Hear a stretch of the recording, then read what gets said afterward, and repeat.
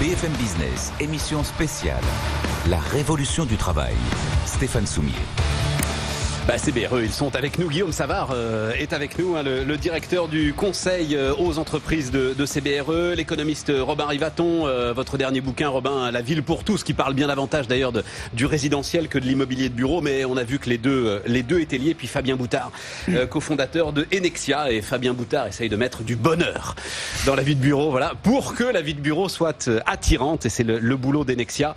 Et vous conseillez les promoteurs, vous conseillez ceux qui aménagent les bureaux, et non pas les entreprises, enfin, in fine, c'est aussi des entreprises, mais c'est ça qui est aujourd'hui très intéressant. Guillaume, vous me racontiez quelque chose que moi aussi j'avais connu, la Société Générale m'a raconté la même chose. C'est-à-dire, là en l'occurrence c'était AXA, c'est vrai aussi je crois pour les banques, c'est-à-dire que l'ensemble alors des agences bancaires ou des agences d'AXA servent en fait de bureaux partagés.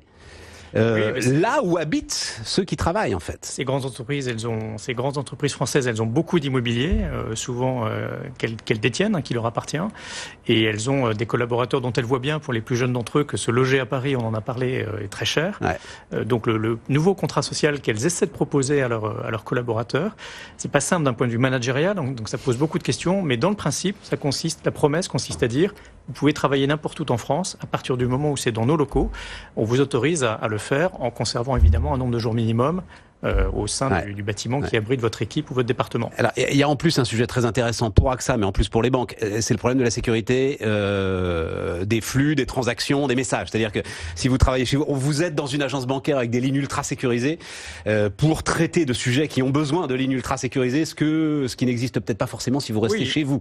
Donc c'est aussi pour ça qu'il y a besoin quand même d'aller dans un lieu qui appartienne à l'entreprise. Absolument. Et puis tout le monde n'a pas forcément la place de travailler chez soi. Donc on vous propose des conditions de travail adéquates. Et d'un point de vue responsabilité du mandataire social, on est dans les locaux de l'entreprise. Donc techniquement parlant, le collaborateur est mieux protégé que s'il est chez lui. Mais c'est vrai, comme vous l'avez dit, c'est pour les managers que ça impose une révolution, un truc très... Déjà que leur vie est très très compliquée. Mais alors là, Robin Rivaton, puisque vous avez participé quand même à la réflexion de l'Île-de-France, alors de l'attractivité et de la compétitivité de l'Île-de-France, mais j'imagine aussi son aménagement. Moi, je me souviens, c'était il y a quelques années, je ne sais pas si c'est encore vrai, mais je pense, Guillaume Pépi, donc directeur général de la SNCF, qui m'expliquait, alors en l'occurrence, c'est la ligne D du RER qui est administrée par la SNCF, et qu'il y avait des agents de la SNCF qui étaient payés pour aller voir les entreprises qui devaient s'installer sur cette ligne D, pour leur dire: ne croyez pas qu'il y a un mode de transport, en fait il n'existe pas, il est saturé. C'était quand même un truc de dingue, ça, aujourd'hui.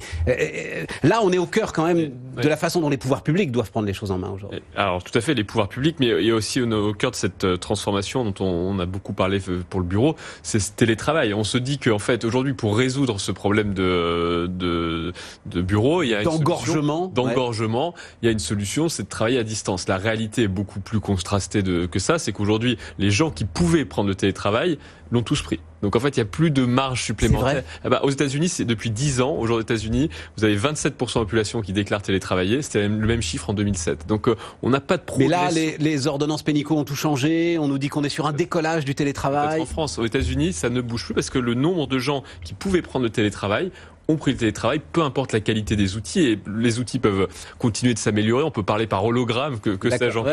Ça ne changera pas le fait que le nombre de gens dans la structure de l'emploi, parce que c'est le poste qui répond à ces caractéristiques, peut correspondre au télétravail. Donc après, effectivement, se pose le problème dont on a évoqué, c'est que les gens ont besoin de se voir, de se rencontrer, d'échanger, et donc ça aboutit à ces phénomènes massifs de concentration. Et le problème, c'est celui des transports, puisque le logement n'est pas directement relié au bureau, en tout cas il peut pas être totalement mis à côté ou à proximité, et donc on est obligé de déplacer ces grandes masses, et donc c'est soit par la voiture individuelle, dont on voit bien toutes les limites actuelles, soit par les grands déplacements pendulaires que sont le RER en Île-de-France ou les Transiliens, et aujourd'hui c'est effectivement un réseau qui pour l'essentiel est saturé, et dont la mise à niveau, l'augmentation capacitaire est extrêmement coûteuse, provoque beaucoup de problèmes parce que ça bloque en général le trafic pour le mettre... Mais c'est ça, c'est cercle vicieux qui est... on le voit d'ailleurs avec le Charles de Gaulle Express en ce moment et cette espèce de dilemme qu'a la région Île-de-France. Et on voit qu'il y a une réponse en transport qui est assez simple, c'est qu'à chaque fois en fait qu'on ouvre des nouvelles lignes, on se pose la question de savoir si c'est rentable ou pas. Mais en fait, la question c'est que c'est toujours la capacité est toujours remplie en fait. Pour l'instant, on n'a jamais ouvert une ligne et on s'est dit on l'a ouvert, elle sert à rien. Ça n'arrive pas. Donc à chaque fois, quand les lignes de tramway qu'on a ouvertes à Paris, on s'est dit on va voir si ça marche et au final c'est saturé, c'est déjà saturé. Donc c'est systématiquement comme ça. Oui, Guillaume Savard. Deux choses pour élaborer sur le point de Robin Rivaton. Quand on aura livré l'ensemble des infrastructures du Grand Paris, si on se compare à Londres, on aura toujours 2 fois moins de kilomètres de métro et d'équivalent à Paris. Donc on voit qu'il y a encore un très par rapport au Grand Londres. Par rapport à London Central, qui est le Grand Londres. Donc on voit que le rôle des pouvoirs publics, 2 fois moins. Quand ils auront livré le Grand Paris, il y aura encore un retard en matière de nombre de kilomètres de transports en commun. Et sur le travail à domicile, je pense qu'on le présente comme un mode d'organisation. C'est plus une facilité qu'on propose aux collaborateurs. En France, il y a à peu près 7% de collaborateurs qui déclarent du travail à domicile officiel et 20% officieux. Donc là, je rappelle juste que ce qu'ont changé les ordonnances Pénicaud, c'est qu'aujourd'hui, pour vous refuser du télétravail, il faut avoir un motif précis. Voilà. Que par défaut, on est obligé de vous l'accorder. Mais les gens sont très contents de venir travailler dans leur entreprise. Ouais. Et en fait, on voit qu'effectivement, l'appétit pour le fait de travailler seul chez soi, à côté de son chat, n'est pas forcément là. Donc, je rejoins assez le point de Robin Rivaton sur le fait que on ne révolutionnera pas le monde du travail en offrant plus de home office. C'est une facilité qui est bienvenue et qui est très nécessaire. Comment est-ce que vous réfléchissez? Parce que vous parlez du Grand Paris, ça m'intéresse. Évidemment, ça intéresse tout le monde aujourd'hui. Qu'est-ce qui va se faire en réalité? Qu'est-ce qui ne va pas se faire? Et vous conseillez des entreprises qui ont des projets sans doute à 4-5 ans et qui sont obligées finalement de faire une sorte de pari sur la détermination des pouvoirs publics à aller au bout de l'ensemble de leurs projets. Aujourd'hui, la vraie difficulté à laquelle on est confronté, puisqu'on est dans les mêmes affres que nos clients, c'est que le temps des entreprises c'est drastiquement rétréci. Les gens ont du mal aujourd'hui, un directeur financier a du mal à réfléchir à 2-3 ans. Et effectivement, le temps de l'immobilier est très long. Et donc, ça se traduit par une prime aujourd'hui à des secteurs, à des quartiers très établis. Et donc, les entreprises ne vont pas repousser un projet de relocalisation, de consolidation, de regroupement. On ne prend pas le risque. En attendant les infrastructures, on ne prend pas le risque. Et donc, la prime va à Paris, à la Défense, à la dorsale de la boucle Nord, à des secteurs déjà très, très établis et très installés. Robin Rivaton. Oui, et puis ça va être un désengorgement. Alors encore une fois limité, on reste sur la zone dense de l'Île-de-France. Il faut bien avoir en tête que le Grand Paris, on est bien loin du RER qui dans les années 70 allait chercher les villes nouvelles à 50, 60, 70 km de Paris. Là, on est à 20 km de Paris pour l'essentiel. Donc on reste quand même au cœur de la zone dense. Et ça va avoir un phénomène de libération plutôt du logement. C'est-à-dire qu'on va plutôt on va pas recréer un quartier d'affaires. C'est très compliqué de créer un quartier d'affaires. Il y a ces effets d'agglomération qu'il faut qu'aujourd'hui dans l'économie actuelle, faut être à côté de son concurrent. C'est-à-dire que faut être la tour voisine de son concurrent. Faut pouvoir et avoir un étage de plus. Et pouvoir voir qui l'embauche, pouvoir débaucher. Ça quand même un étage de plus, non? Ah oui, non, bien sûr, mais pouvoir débaucher ses salariés, voir sa croissance, surveiller. Donc créer un nouveau quartier d'affaires, c'est très compliqué et honnêtement, je pense pas qu'on voit émerger, en tout cas pousser comme ça dans le cas du Grand Paris Express. Mais par contre, on aura de nouveaux quartiers de logement. Et après, se posera la question effectivement de capable de déplacer ces personnes vers les lieux de travail. Robin, donc vous êtes à la tête aussi de Real Estate, c'est-à-dire que je ne sais pas si alors Enexia fait partie. Ah bah oui, fait partie du truc. Au-delà d'Enexia, donc sur quel point de friction les startups que vous accompagnez dans le monde du travail évidemment peuvent apporter? Donc on a vu le coworking, on a vu l'ensemble de ce qui pouvait rendre la vie de bureau supportable. Sur quels autres points est-ce que vous les voyez travailler aujourd'hui? C'est vraiment beaucoup de ces startups ont offert des services que les grands gestionnaires d'espace n'étaient pas capables d'appréhender. Je pense parce qu'il y avait un problème aussi générationnel de formaliser cette demande. C'est une demande qui, même si elle n'est, comme disait Mecca Brunel, n'est pas réduite, elle ne se réduit pas qu'à une population jeune, a été d'abord exprimée par cette population. Donc je pense qu'il y a vraiment cette capacité à saisir ces nouveaux services.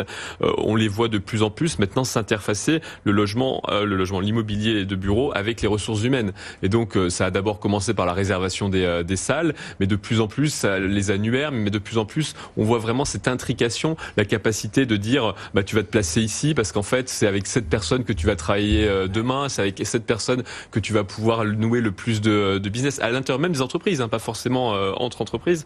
Et donc ça, c'est vraiment cette intrication qu'on voit, c'est la capacité à mixer l'espace physique avec le développement des talents au sein de l'entreprise. Y compris l'organisation des réunions et des éléments comme ça, c'est-à-dire que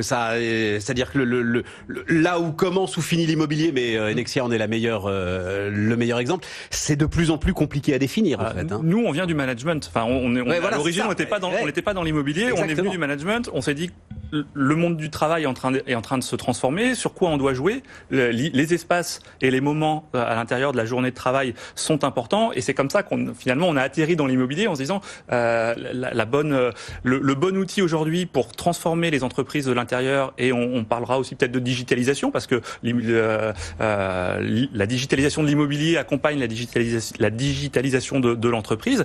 C'est en transformant le travail qu'on transforme l'immobilier. Et nos interlocuteurs aujourd'hui, c'est plutôt les DRH que les directeurs immobiliers. Alors allons-y, parlons-en de digitalisation. Il se trouve que récemment, là, mais il va venir nous voir d'ailleurs très bientôt, le fondateur de Snips qui travaille dans l'intelligence artificielle, qui réfléchit beaucoup à ces questions.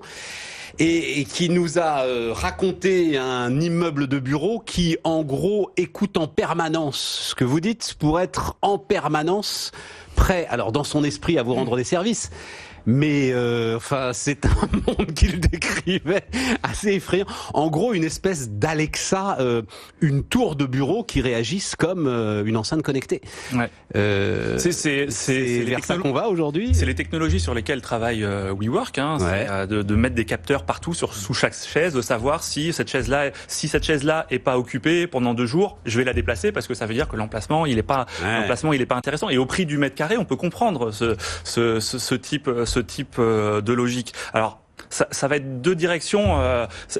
Cette direction-là, elle est très digitale et on revient finalement à l'immeuble en tant que bien, en tant qu'actif pur. Et je pense que la vérité est entre cet immeuble social, lieu social, agora de vie, presque quartier de vie, et ce côté très clinique de la vision d'un immeuble. Big Brother, quoi. C'est-à-dire que même dans les émissions de télé-réalité, à un moment, ils ont dit qu'il fallait une salle où il n'y ait pas de caméra et personne qui écoute et personne qui regarde quand même. C'est ça. Et nous, la force des Nexia aussi. Alors c'est pas une. Si, dites du bien de votre. Allez-y, n'hésitez pas. Vous êtes là pour ça. Je suis ravi. Et la force que le secteur de l'immobilier s'occupe de la qualité de vie au travail. Pour nous, c'est plus intéressant que ce soit ces acteurs-là plutôt que le DRH. Ouais. Parce que je lui dis voilà. On fait des choses pour moi, mais c'est pas mon entreprise qui essaye de me cacher quelque chose ou d'en apprendre sur moi. C'est le propriétaire de l'immeuble, c'est le gestionnaire de l'immeuble. Et en ça, c'est beaucoup plus positif, c'est plus bienveillant. Et les gens qui viennent nous voir dans le cadre de nos services le font de manière beaucoup plus ouverte que s'ils devaient aller voir le RH ou le DRH. Et pour autant, ça fonctionne aussi bien. Ouais. Et c'est peut-être lien de subordination et donc il y a beaucoup plus de liberté pour exprimer. Quand on parle souvent du rôle du Chief Happiness Officer, souvent dans l'entreprise, le Chief Happiness Officer, c'est un membre de l'équipe, tout à fait, de l'équipe RH. Donc Robin, un mot là-dessus. Oui, alors avec une vraie différence entre les États-Unis et l'Europe sur la question, parce qu'on parlait de WeWork, qui effectivement est sans doute une des entreprises qui capte le plus de données, qui la traite avec vraiment le plus grand soin. C'est-à-dire qu'ils ont mesuré dans les escaliers la distance idéale pour que vous vous croisiez, vous entamiez la discussion, mais vous ne soyez pas trop gêné pour. Donc c'est vraiment fait avec une. Un jour le CTO de WeWork nous dit on peut mesurer le degré d'attention dans les salles de réunion des gens face à vous. Ce qui sous-entend qu'en fait ils filmaient vos réunions. Donc c'est bon ça. Bon. Mais le point c'est qu'aujourd'hui la réglementation de captation des données en Europe est quand même beaucoup plus protectrice que ce qu'elle ne permet aux États-Unis. Et donc on est en train quand même d'observer ce modèle américain de bâtiments qui soient auto-apprenants, qui réagissent et autres. Il est quand même beaucoup plus compliqué à mettre en place en Europe du fait de la réglementation. Et je pense il évoluera beaucoup plus vite aux États-Unis. Guillaume Savard, comment est-ce que vous regardez ça? Est-ce que là aussi, c'est des questions que vous posent les entreprises aujourd'hui? Oui, moi j'aime bien prendre des exemples très prosaïques. Vous voyez, je visite beaucoup de clients. Je suis toujours fasciné par la très piètre qualité de l'accueil. Vous arrivez, vous devez signer dans un cahier avec un boudin en plastique qui vous êtes, qui vous venez voir. On vous propose de vous asseoir dans un canapé à moitié défoncé. Chez Microsoft à Londres, vous arrivez, vous êtes reconnu, on vous salue, votre badge est déjà prêt pour vous accueillir. Le visiteur sait que vous avez 10 minutes de retard et si vous venez pour la deuxième ou la troisième fois et vous avez pris un café la première fois, votre café avec votre capsule préférée est déjà prête. Vous voyez que là, on est dans quelque chose qui est vraiment de l'ordre de l'expérience et qui, je pense, améliore le confort de l'utilisateur. Tout ça étant par ailleurs, évidemment, RGPD compliant. Philippe Bloch aussi, qui travaille beaucoup avec nous sur BFM Business, dit qu'on peut quand même, alors c'est vrai pour des PME, des ETI, mais mesurer le succès d'une entreprise aussi au parking.